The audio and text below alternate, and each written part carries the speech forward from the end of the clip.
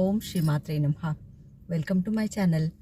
ఒరిస్సాలోని పూరి జగన్నాథ్ స్వామివారి ఆలయం ఎలా ఉంటుందో సేమ్ అలాంటి ఆలయం మన హైదరాబాద్లో కూడా ఉంది. మియాపూర్ నుండి 9 కిలోమీటర్స్ దూరంలో మరియు సికింద్రాబాద్ నుండి 29 కిలోమీటర్స్ దూరంలో ఉంటుంది ఈ ఆలయం.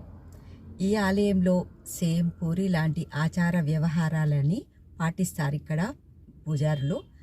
ఆ ఆలయ విశేషాలన్నీ ఇప్పుడు వెళ్ళి అక్కడికి చూద్దాం. బొల్లారం నుంచి ఎగ్జిట్ 4 నుంచి దిగగానే రింగ్ రోడ్ నుంచి సర్వీస్ రోడ్ మీదుగా రావాలి. కొంచెం దూరంలోనే ఈ పూరి జగన్నాథ్ స్వామివారి ఆలయం ఉంటుంది. స్వామివారిని దర్శిద్దాం పదండి.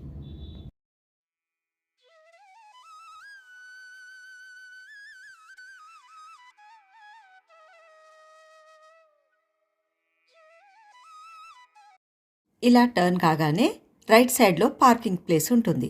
అక్కడ కార్ పార్క్ చేసి ఆలయం లోపలికి వెళ్ళాలి. ఈ ఆలయం అవుట్ సైడ్ చూస్తున్నారు కదా పెయింటింగ్స్ని. ఆలయ గర్భగుడిలో జగన్నాథ స్వామి వారు ఇలాగే ఉంటారు. అవే పెయింటింగ్స్ రూపంలో ఇక్కడ చిత్రీకరించారు.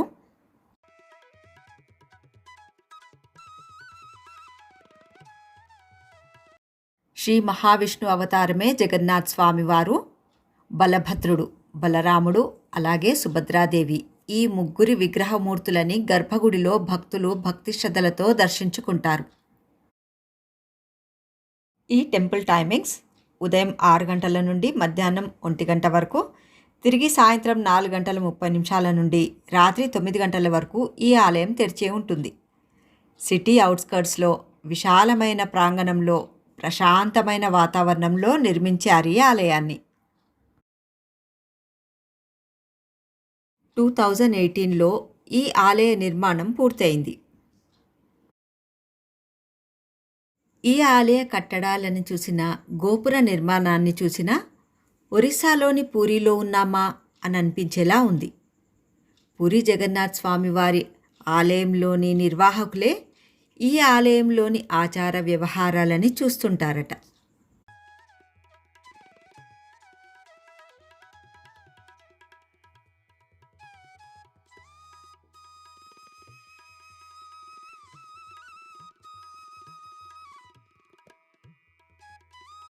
ఆలయం లోపలికి వెళ్ళడానికి ఉన్న ఈ ద్వారం ముందు 2 వైపులా ఏనుగుల విగ్రహాలైతే ఉన్నాయి. ఇక్కడ నుంచి ఎంట్రన్స్ ఉంది. మరో ఎంట్రన్స్ ఇటు సైడ్ నుంచి ఉంది. ఇప్పుడు మెయిన్ ఎంట్రన్స్ నుంచి వెళ్దాం.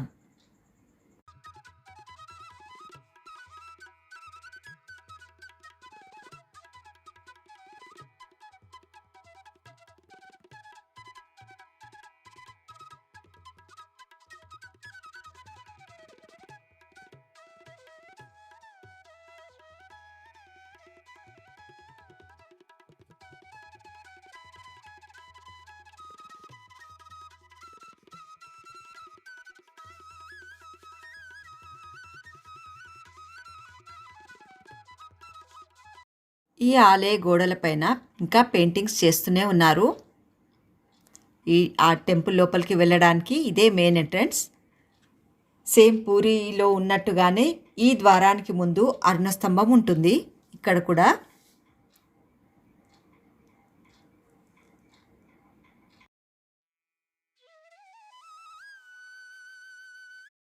ఇక్కడ కాళ్ళు కడుక్కొని భక్తులు ఆలయం లోపలికి వెళ్తారు.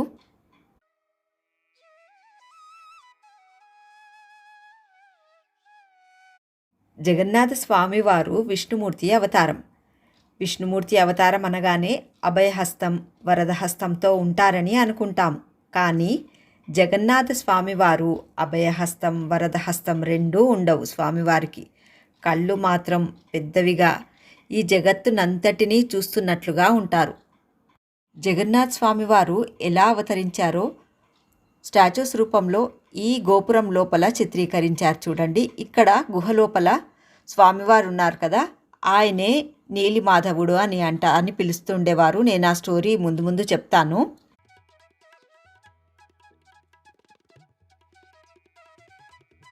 తలుపు చాటున రహస్యంగా వింటున్నారు కదా, ఈయనే రాజు ఇంద్రదుమ్న, ఆయన సతీమణి గుండీషా మహారాణి. వీరి స్టోరీ చెప్తాను ఇప్పుడు నేను. పూర్వము ఇక్ష్వాకు మహారాజు అడవిలో నీలిమాధవుడు అని భక్తితో పిలుచుకుంటూ రహస్యంగా పూజలు నిర్వహించేవాడు. బయట ప్రపంచానికి నీలిమాధవుడు అని పిలువబడే జగన్నాథ స్వామివారు ఎలా ఉంటారో కూడా తెలియదు. ఆ రాజ్యాన్ని పరిపాలించే ఇంద్రదుమ్న అనే మహారాజు ఈ విషయాన్ని తెలుసుకొని తన దగ్గరున్న ఒక బ్రాహ్మణుని, ఆ బ్రాహ్మణుని పేరు విద్యాపతి, ఆయన్ని నీలిమాధవుని గురించి తెలుసుకొని రమ్మని అడవికి పంపుతాడు. నీలిమాధవుని గూర్చిన రహస్యాన్ని తెలుసుకోవాలని అడవికి వచ్చిన విద్యాపతి అడవిలో ఇష్వా మహారాజు నమ్మకాన్ని సంపాదించి ఆయన కూతురైన లలితాదేవిని పెళ్లి చేసుకుంటాడు. పెళ్లి తర్వాత విద్యాపతి ఆ నీలిమాధవుని చూపించమని అడుగుతాడు. అప్పుడు ఇష్వాకు రాజు తన అల్లుడు విద్యాపతికి కళ్ళకు గంతలు కట్టి తీసుకువెళ్తాడు. విద్యాపతి తెలివిగా దారిలో ఆవాలను పోసుకుంటూ వెళ్తాడు. కొన్ని రోజులకి ఆవాలు మొలకెత్తి దారిలా కనిపిస్తాయి. నీలిమాధవుడున్న గుహను కనిపెట్టిన విద్యాపతి తన రాజైన ఇంద్రదుమ్నునికి కబురు చేయడంతో రాజు వచ్చి చూడగా విగ్రహాలు మాయమైపోతాయి. నీలిమాధవుని విగ్రహం మాయం కావడంతో నిరాశ చెందిన రాజు నిరాహార దీక్షతో అశ్వమేధ యాగం చేస్తాడు. అప్పుడు శ్రీ మహావిష్ణువు రాజు కలలోకి వచ్చి సముద్ర తీరంలో చంకీ నది ముఖద్వారానికి వేపమొద్దులు కొట్టుకు వస్తాయి. వాటితో విగ్రహాలని చేయించమని చెబుతారు. శ్రీ మహావిష్ణువు కలలో చెప్పినట్టుగా వేపమొద్దులు వచ్చేశాయి. కానీ విగ్రహాలని ఏ రూపంలో చేయాలో తెలియకపోవడంతో దేవశిల్పి అయిన విశ్వకర్మ మారువేషంలో వికలాంగ రూపంతో వచ్చి ఆ విగ్రహాలని నేను తయారు చేస్తాను, కానీ నేను ఈ విగ్రహాలను చెక్కడం పూర్తయ్యేంత వరకు నేనున్న గదిలోకి ఎవరూ రావద్దని షరతు పెడతాడు. విగ్రహాలు పూర్తి అయ్యే వరకు నేను భోజనం చేయను, నీళ్లు కూడా తాగనని చెప్పడంతో రాజు సరే అని ఆ షరతులకి ఒప్పుకుంటాడు. కానీ రోజులు గడుస్తున్న కొద్దీ శిల్పకారుడున్న గది లోపలి నుంచి ఎటువంటి శబ్దాలు రావు. అంటే శిల్పాన్ని చెక్కుతున్న శబ్దం రాదు. అప్పుడు రాణి గుండిష, ఇందాక మనం చూసాం కదా, రాణి తలుపు చాటున వింటున్నది చూయించాను కదా, ఆ రాణి పేరే గుండిష దేవి. తనకి డౌట్ వస్తుంది, అసలు లోపల ఏం జరుగుతోంది చూడమని రాజుతో అంటుంది. అప్పుడు రాజు తలుపు తెరిచి లోపలికి ఎంటర్ కాగానే శిల్పి విగ్రహాలను చెక్కడం ఆపేసి అదృశ్యమైపోతాడు. రాజు తాను చేసిన పనికి పశ్చాత్తాపంతో బ్రహ్మదేవుణ్ణి ప్రార్థించగా బ్రహ్మదేవుడు ప్రత్యక్షమై ఇక నుంచి ఈ విగ్రహాలు ఈ రూపంలోనే పూజలు అందుకుంటాయి అని, ఆ విగ్రహాలకు ప్రాణప్రతిష్ఠ నేను చేస్తానని చెప్పి స్వయంగా బ్రహ్మదేవుడు ఆ విగ్రహాలకు ప్రాణప్రతిష్ఠ చేస్తారు. అందుకని జగన్నాథ స్వామివారి విగ్రహానికి అభయహస్తం, వరదహస్తం ఉండవు. ఈ సర్వజగత్ రక్షకుడైన స్వామివారు ఈ జగత్తునంతటినీ చూస్తున్నట్టుగా విశాలమైన నేత్రాలతో ఉంటారు. స్వామివారు మనందరినీ రక్షిస్తున్నట్టుగా. సంవత్సరానికి ఒకసారి జ్యేష్ఠమాసం కృష్ణ చతుర్దశి నాడు అర్ధరాత్రి బ్రహ్మపదం మార్పిడి ఉంటుంది. ఈ మార్పిడి అత్యంత రహస్యంగా జరుగుతుంది. అంటే పాత విగ్రహాల నుండి బ్రహ్మ పదార్థాన్ని కొత్త విగ్రహాలలోకి మారుస్తారు. దీన్నే బ్రహ్మ పదార్థ మార్పిడి అని అంటారు. అప్పుడు కొత్త విగ్రహాలకు ప్రాణప్రతిష్ఠ జరుగుతుంది. ప్రాణంతో ఉన్నట్లన్నమాట. ఇది సంవత్సరానికి ఒకసారి జరుగుతుంది. అలా జగన్నాథ స్వామివారు ఎలా అవతరించారో పెయింటింగ్స్ రూపంలో ఆలయంలోనే చిత్రీకరించారు. అలాగే శ్రీ మహావిష్ణువు దశావతారాలని, అలాగే సీతారాముల వారి రామాయణంలోని ఘట్టాలని, ముఖ్యమైన ఘట్టాలని కూడా స్టాచ్యూస్ రూపంలో చిత్రీకరించారు ఈ ఆలయ గోపురాల లోపలి పక్క. ఈ ఆలయ ప్రాంగణంలోనే అనేక ఉప ఆలయాలు కూడా ఉన్నాయి. శివాలయము, వినాయకుని స్వామివారి ఆలయము, దుర్గామాత ఆలయము, సీతారాముల వారి ఆలయము, శ్రీ మహాలక్ష్మి వారి ఆలయము, ఆంజనేయ స్వామి వారి ఆలయము చుట్టూ ఉన్నాయి. ఈ ఆలయాలన్నీ దర్శించి జగన్నాథ స్వామి వారి దర్శనానికై వెళ్తారు భక్తులు. ఈ ఆలయంలోని ఆర్కిటెక్చర్ సేమ్ ఒడిశాలోని పూరి జగన్నాథ్ స్వామివారి ఆలయం ఎలా ఉంటుందో అలానే నిర్మించారు ఈ ఆలయాన్ని. వివిధ దేవీ దేవతల విగ్రహమూర్తులు ఆలయ గోపురం పైన స్టాచ్యూస్ రూపంలో పెట్టారు. ఇక్కడ స్తంభాల పైన కూడా చూడండి దేవీ దేవతల స్టాచ్యూస్ ఉన్నాయి. ఇక్కడున్నది శ్రీ మహాలక్ష్మీదేవి ఉప ఆలయము. అమ్మవారి వాహనాన్ని దర్శించి లోపలికి వెళ్తాము. ఈ ఆలయంలోని పిల్లర్స్ పైన కూడా చూస్తున్నారు కదా, వివిధ దేవీ దేవతల విగ్రహమూర్తులని చిత్రీకరించారు స్టాచ్యూస్ రూపంలో. శ్రీ మహాలక్ష్మీదేవి గర్భాలయం వెలుపల పైన సీలింగ్ గోడలకి శ్రీచక్రము మరియు వినాయక స్వామి, శ్రీ మహాలక్ష్మీదేవి భక్తులని చూస్తూ ఆశీర్వాదం ఇస్తున్నట్టుగా స్టాచ్యూస్ ఉంచారు. అలాగే మరోపక్క కుబేరస్వామి, లక్ష్మీదేవి ఆశీర్వాదం కూడా ఇస్తున్నట్టు ఉంచారు ఇంకో గోడ పైన.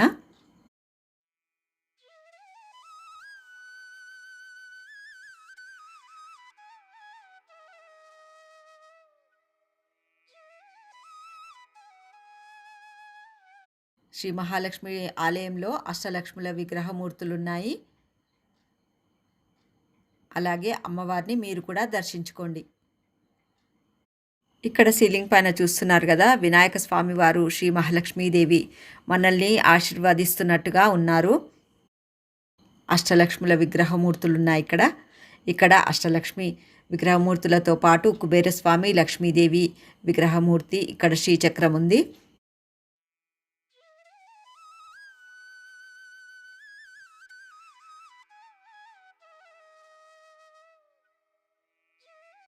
ఆలయం లోపల గర్భగుడి ముందు గరుడ స్తంభం ఉంటుంది. గర్భగుడిలో రత్నబేరిపై కూర్చొని వేపతుంగతో చేసిన శ్రీ జగన్నాథ స్వామివారు, సుభద్రాదేవి, బలరాముల విగ్రహమూర్తులను చూడవచ్చు. ఈ స్వామిని కాలానుగుణంగా రకరకాల వస్త్రాలతో, పూలతో, ఆభరణాలతో అలంకరిస్తారు. ఇదే ఆలయ ప్రాంగణంలో ఉన్న యాగశాల. పక్కనే పూజా స్టోర్ కూడా ఉంటుంది. ఇదే శ్రీ ఆంజనేయ స్వామివారి ఉప ఆలయం. ఈ ఆలయ గోడలపైన, పిల్లర్స్ పైన సీతారామ లక్ష్మణ ఆంజనేయ స్వామివారి విగ్రహమూర్తులను స్టాచ్యూస్ రూపంలో చిత్రీకరించారు. మీరు కూడా చూడవచ్చు. ఈ ఆలయంలో మరో ప్రత్యేకత కూడా ఉందండి. అదేంటంటే, జగన్నాథ స్వామివారి టెంపుల్లో హారతి 7 times ఇస్తారట స్వామివారికి. అది ఉదయం 5 o'clockకి, మరి 6:30, మళ్ళీ మార్నింగ్ 9 o'clockకి, మళ్ళీ 12:30కి, మళ్ళీ 4:30 ఈవినింగ్, మళ్ళీ 6:30 ఈవినింగ్, మళ్ళీ నైట్ 9 o'clockకి కూడా ఇస్తారట లాస్ట్. టోటల్ 7 times హారతి ఇస్తారు. ఈ ఆలయానికి వచ్చినప్పుడు హారతి అస్సలు మిస్ కావద్దు. చాలా అంటే చాలా బాగుంటుంది. పూరిలో ఉన్నామా అన్న ఫీలింగ్ కలుగుతుంది మనకి, అంత బాగుంటుంది.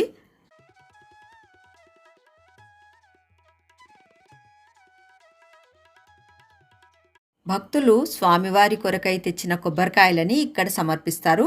అలాగే స్వామివారి కొరకై దీపారాధన చేయాలనుకునే వారు కూడా ఇక్కడే దీపారాధన చేసుకోవచ్చు. చుట్టూ చూసాం కదా, ఇప్పుడు మెయిన్ టెంపుల్ లోపలికైతే వెళ్తున్నాం. ఇలా మెట్లు ఎక్కి లోపలికి వెళ్ళాలి.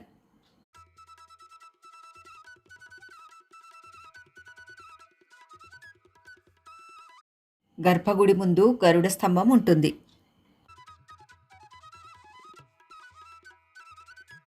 ఆలయం లోపల గోడలపై శ్రీ మహావిష్ణువు దశావతారాలను స్టాచ్యూస్ రూపంలో చిత్రీకరించారు.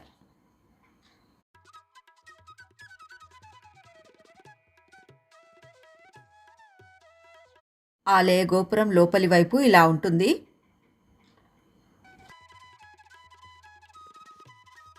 ఇక్కడే సకల దేవీ దేవతల విగ్రహమూర్తులను కూడా చూడొచ్చు. గర్భగుడిలో రత్నభేరిపై కూర్చొని వేపతుంగతో చేసిన శ్రీ జగన్నాథ స్వామివారు, సుభద్రాదేవి, బలరాముల విగ్రహమూర్తులను చూడవచ్చు. ఈ స్వామిని కాలానుగుణంగా రకరకాల వస్త్రాలతో, పూలతో, ఆభరణాలతో అలంకరణ చేస్తారు. గర్భగుడిలో కెమెరా అలౌ లేనందుకు నేను లోపల చూపించలేకపోతున్నాను. గర్భాలయంలో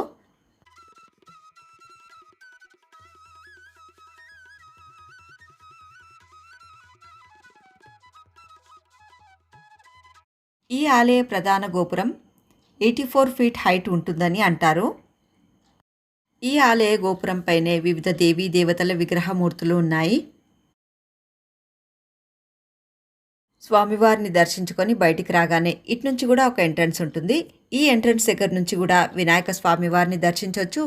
అలాగే పాలకడలిలో శేషతల్పమున శయనిస్తున్న శ్రీ మహావిష్ణువు లక్ష్మీ సమేతంగా ఉన్న శ్రీ మహావిష్ణువుని దర్శించుకోవచ్చు.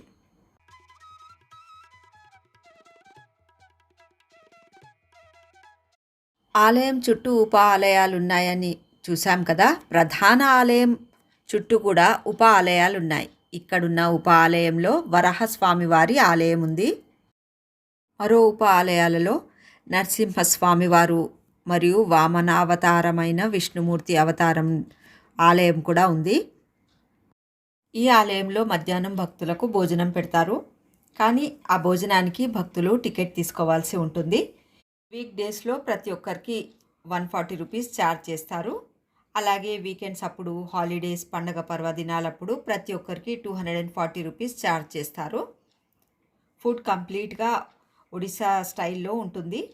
చాలా చాలా టేస్టీగా ఉంటుంది. రకరకాల వెరైటీస్ పెడతారు. ఎంతో ఆహ్లాదకరంగా, మనసుకెంతో ప్రశాంతత లభించే వాతావరణంలో ఉంటుంది ఈ ఆలయం. నా వీడియోస్ మీకు నచ్చుతున్నాయనే ఆశిస్తున్నాను. నా ఛానల్ సబ్స్క్రైబ్ చేయండి. ఈ టెంపుల్ లొకేషన్ నేను డిస్క్రిప్షన్లో ఇస్తాను, చెక్ చేయండి.